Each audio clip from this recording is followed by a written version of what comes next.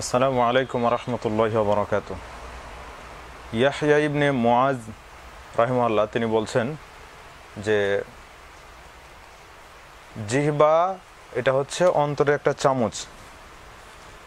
যেমনভাবে মানুষ রান্না চড়িয়ে সেটা রান্না তৈরি করে ভক্ষণ করে, ঠিক মানুষের অন্তরটা হচ্ছে রান্না করার জন্য যে চুলা থাকে, চুলায় রাখা পাতিলের মতো, যেখানে অনেক কিছু গড়গড় করতে থাকে, অনেক কিছু ফুটতে থাকে। এর চামচ হচ্ছে জিহ্বা। সুতরাং ভেবে দেখো যে তুমি যে চামচ দিয়ে খাবার তুলছো, সেই খাবার তোমার জন্য মিষ্টি নাকি তিতা, টক নাকি ঝাল, তুমি চিন্তা করে দেখো।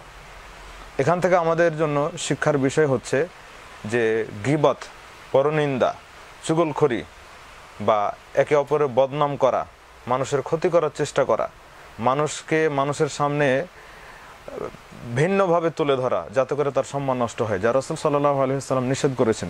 তিনি বলেছেন যে কাল হুরুমাতি ইয়াউমিকুম হাদা ওয়া বালাদিকুম হাদা ওয়া শাহরিকুম হাদা।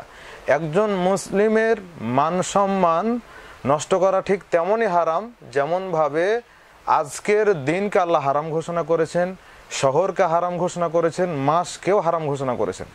হজের দিন তিনি এই কথা বলছেন। তো আমাদের এখান থেকে শিক্ষা নিতে হবে যে কখনোই যেন আমরা গীবতের মধ্যে না পড়ি, কখনোই যেন আমরা পরনিন্দা চর্চার মধ্যে না পড়ি।